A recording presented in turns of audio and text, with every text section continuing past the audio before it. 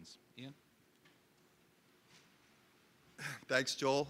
Before we turn it over to Susan, one further quick word about the Center on International Law and Governance. As I mentioned at the beginning, this is our inaugural event, and we will do more of these. And while we're going to continue and build on the momentum created here around cyber, our next set of issues will be different. And the whole idea is to pick some public policy challenge where there are law and governance gaps. So we've been talking about doing infectious disease next, or migration, or global supply chains, or something like that. But same principle, bringing together expertise in the field with lawyers and policymakers and seeing what we can do collectively through the cross-fertilization of those groups. So please remain engaged with our center in the months and years ahead. And now my privilege to introduce, again, somebody who needs no introduction. She's been so active throughout this conference, but she is a bridge professor. She just joined Tufts University last year and is a bridge professor between the Fletcher School and the Computer Science Department in the School of Engineering. And that's the first bridge professorship we've ever done, and so far it's been a huge success.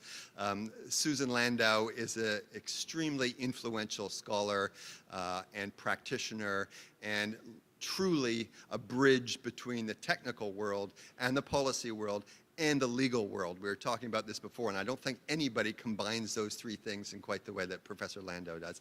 So we've asked her to take some time out of her extremely busy schedule, not only to be here for a day and a half, but also to try to somehow sum up everything we've learned. So, Susan.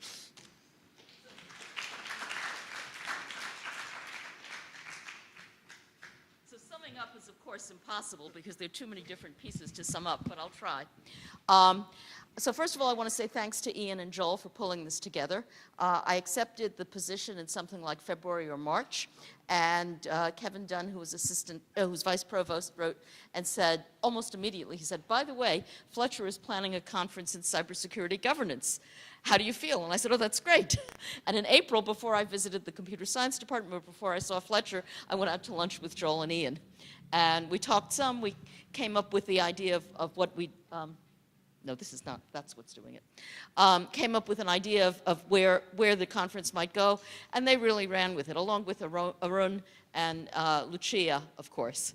And I think it's fantastic, as well as a conference like this doesn't work without all the participants, so thank you to everybody. One of the things I was struck by is a conversation about vocabulary.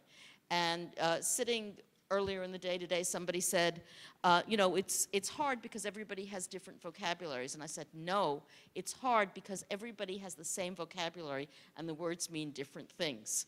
And it takes a long time to understand what they mean. And so I think in the area of cybersecurity governance and cybersecurity policy, it's absolutely essential to have these cross-disciplinary meetings. And so thank you. So I'm going to try and sum up. And I'm going to talk about it from the context of the internet being a wicked problem. And it's wicked, of course, because it was designed to be flexible. And that flexibility is exactly what enables all the myriad applications we have that go over the network.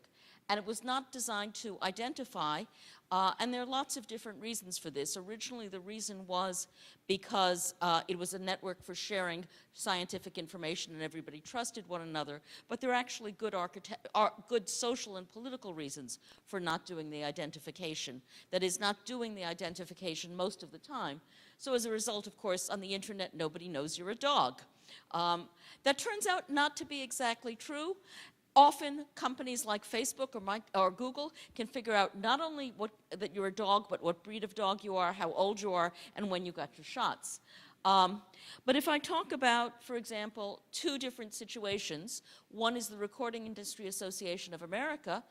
It was able to send letters to people's houses or people's apartments and say, you are downloading music, or somebody on your account is downloading music without having legal right to that music. They haven't paid for a license for that music, and you have a fine of $8,000. But if you pay it quickly, we'll only charge you such and such. But if you contest it, we'll take you to court, and then you could be liable for. Now, in fact, it was a scare tactic because they didn't know who on the account had actually downloaded the music. And so people would contest it. But it was a shakedown principle, a shakedown effort that actually made them a fair bit of money. So the point is that even though they didn't know the individual, it worked. Another application, which is somewhat less ugly, is banks. So people do online banking all the time. The bank doesn't need to know where you are. It doesn't need to know which machine you're using. It just needs you to identify yourself well enough to the bank. And that works. We don't have a lot of problems with banking that way. We have lots of other problems with online banking, but it tends to be at the bank's end rather than at our end, and rather than at the identification end. So the internet is a wicked problem. It's action at a distance and speed.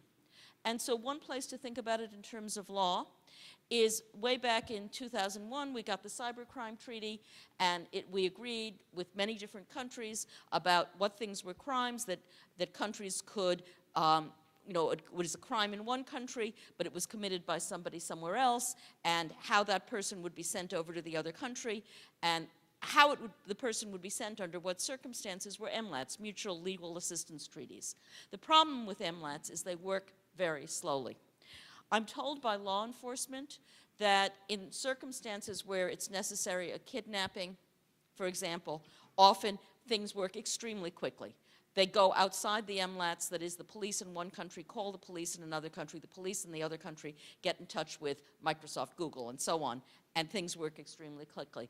But for normal cases, 6 months, a year and a half is the case, and so recently the U.S. passed the Cloud Act, which is supposed to speed up things by getting legal agreements between various countries. Right now we're working on the UK and the U.S., and we'll see how that goes. The UK and the U.S. having similar but not the same legal senses of what constitutes serious crimes, what the consequences are for those crimes, and so on. Once that gets worked out and seems to work, we'll move to others. The point of why I'm bringing these up is the speed of the internet and the type of crimes that are done caused a change in the laws, albeit over an 18-year period.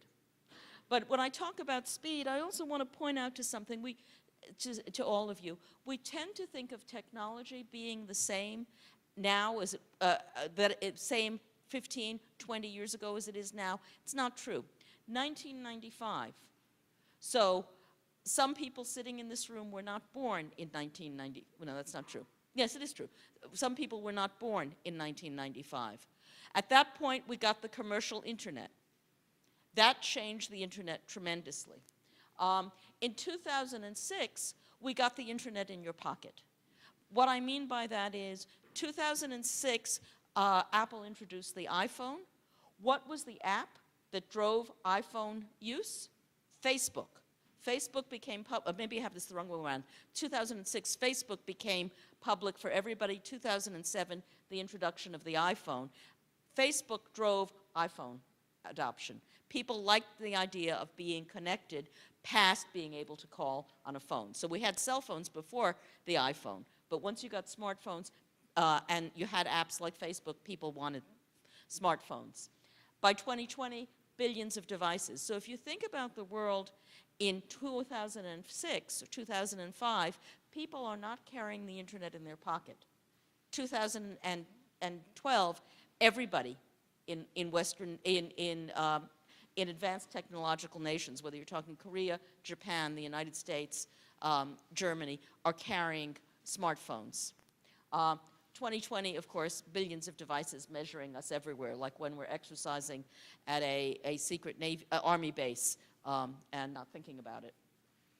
So the internet is a wicked problem, and of course, all through this meeting, we've been talking about, now I'm not going to get the acronym right because I know it gets pronounced properly, CRIN countries. Is that what you used? CRINC? CRIC, right, CRIC.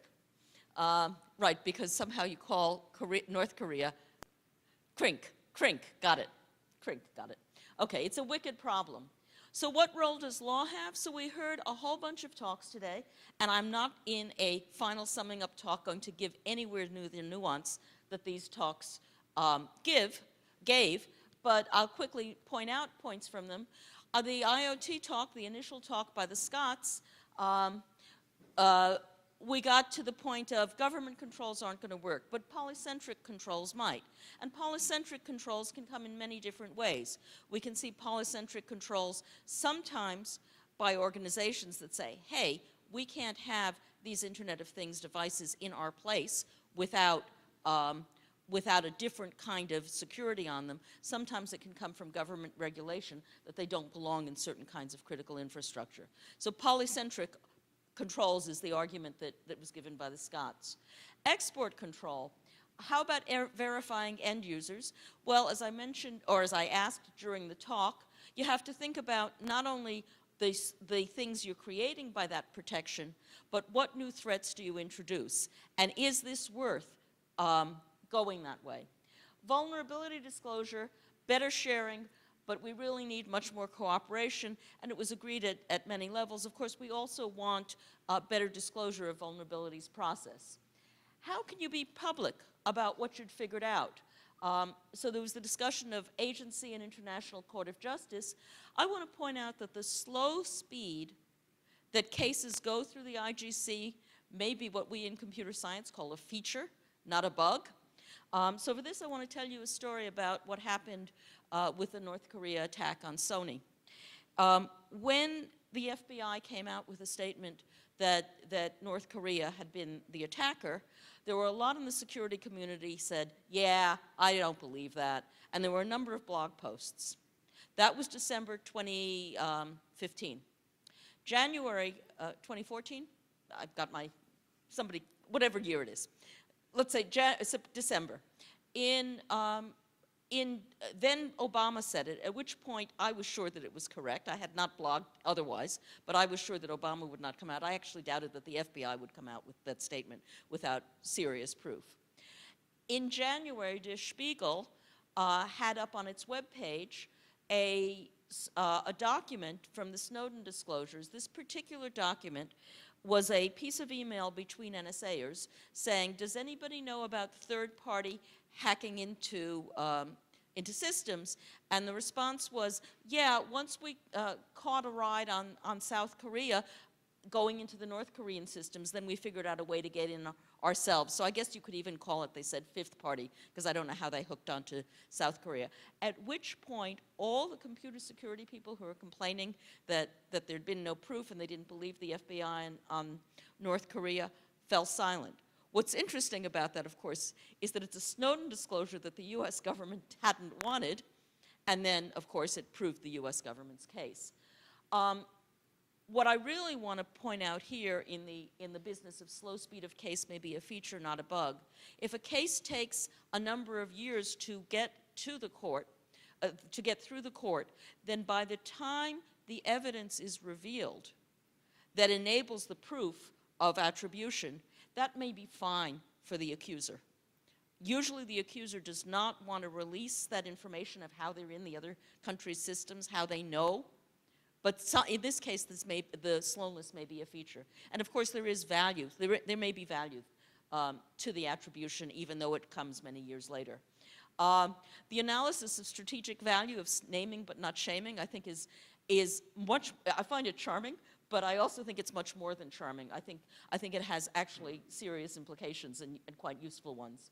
And then finally, the role of international organizations, especially for me, I found that extremely illuminating. And the different ways that you have to dodge and dance. But now, continuing with the internet is a wicked problem. This is a country that finds it a particularly wicked problem. And this particular country in 2015 was hacked with three distribution systems for power going down within the space of a half hour.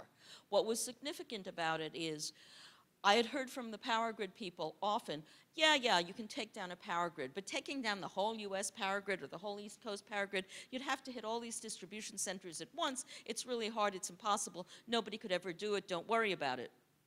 2015, 3 were taken down. The story that didn't get as much play is over the next year, all the Russian attacks on Ukraine, on the election systems, on the railway schedules, on the power transmission system, which is a much harder system to take down. Why is that happening? Well, it could be to be showing muscle in Ukraine, which would make various other countries quite nervous, or it could be showing muscle to the United States and about deterrence. That is, about deterring the U.S. from doing something to Russia because of Russia's capabilities, which is being demonstrated in Ukraine. And while we heard discussion about why hasn't a digital Pearl Harbor and so on happened, and there hasn't been serious loss of life, imagine a coincident with, for example, the current hurricane in the southeast, bringing down the power grid in another part of the country for a reasonable amount of time. Already we have all the power people going south. They're positioned in the south, just outside the domain of the hurricane. The internet is a wicked, excuse me, the internet is a wicked problem, and of course we have the ODNI report and everything we've learned since then, since January 2017, about Russian interference in the election. And here I want to say, the wicked problem is we really missed the problem. Did we know the Soviets knew all about information warfare? We've known that for 100 years. Did we not think about what it's going to do, even though it had tried it in various other countries on its border? I don't know why we didn't get there, but we didn't. The internet is a wicked problem. Very interesting story in today's New York Times. The Swiss lab that is studying the Novichok that was used in Skripal, in Skripal's attempted assassination, the Dutch found that the Russians were trying to do a cyber attack on the Swiss lab. So we have, of course, an assassination attempt in another country, and then cyber being used to attempt to undo the evidentiary efforts. What does this mean? Well, it does mean that law isn't working, at which point I probably have now offended the two people who invited me to participate. So I'm trying to get back out of the problem I just created for myself. We need, and I will get there, at least I want them to still like me at the end of this talk. We need tougher responses and serious consequences. Marina talked a lot about the inability to do sanctions, serious sanctions, and we've seen that both from the US as well as from international organizations. I think we need serious economic consequences. So on the international level, I'm talking sanctions and serious fines. On the domestic level, sanctions. On the domestic level, I'm talking liability and serious fines. Sometimes there are serious fines for a lack of cybersecurity, often there are not. But is it true that the law isn't working? See, I'm not going to go past a whole slide before I unoffend Ian and Joel and others in the room. What we learned yesterday from Marina's talk and also from Joe's talk is that the notion of protecting the internet core was received well. The norm of protecting financial systems was also received favorably. And we learned in the case of attribution, it provides cover for countermeasures. There are places where the law has had an impact, that is having impact. The view of law is not completely toothless, even if it's not achieving everything we would hope to achieve. What do you do with wicked problems? Well, you attack them from all sides. The one word that I didn't hear as much of as I thought I should was economic. How do you use economics to attack the problem of cybersecurity? What do you do with sanctions? What do you do with fines? What do you do with liability? How do you weave those in? And I'd say to the lawyers in the room, that's really a place, I think that's a very fertile place to look. There's political efforts. One of the points that that various people, Rasa and Fabrizio and well, I think Fabrizio stayed away from this word, but Rasa and Marina mentioned, a lot of this is a political problem, not a legal problem. If it's a political problem, we need political tools to deal with it, but legal tools work too. And as one famous Brit once said, jaw is better than to wah-wah. And that's why legal approaches are so important. They help us steer away, as Joe said very strongly last night, for those of you who were able to go to the dinner where Joe spoke, they help us steer away from responses of escalation. So even if they don't have the effect of being law in the same way that we think of courts and fines and jail and so on, they may have an impact that is very important. What do you do with wicked problems? You try a different direction and take advantage of what makes the problem so difficult. And here's where multi-stakeholder, multinational is really important. So I applaud the efforts that you're talking about bringing the companies in and having those discussions, because I don't think you can get anywhere without them. The internet is a wicked problem. There are the CRINC countries. But you know, I'm going to end with a research problem. I waited for a day and a half, and nobody said Israel. And I was really quite amazed, because if you think about human rights issues and the kinds of tools that Israel sells, and for those of you who don't know, go read some of the Citizen Lab reports on attacks on human rights workers. The attacks come from countries with very repressive governments. Very many of the tools come from Israel. And Israel is a very interesting case study when you think about cyber. Very highly trained workforce. Much of it comes out of the Israeli military. They are allowed to use what they learn in the military and go into startups. In fact, it's very much encouraged by the government because it produces a robust cybersecurity economy, which is good for trade, but it's also very good in terms of national security. And Israel has a peculiar problem. If you look at that narrow waist of a country and you think about where its enemies are and you think about a hybrid war, there are lots of reasons why Israel wants a robust cybersecurity economy. We think of Israel as one of our friends. That is, the democracies, some of the democracies think of it as one of our friends, and yet it's doing things that are ugly. So I would challenge the lawyers and the policy people to think of Israel as another case. It's not the CRINC countries, but it's not the other countries we've been talking about either. And because I had to give my slides away before I finished thinking about them, I don't have the slide that says thank you, so I will just say thank you instead.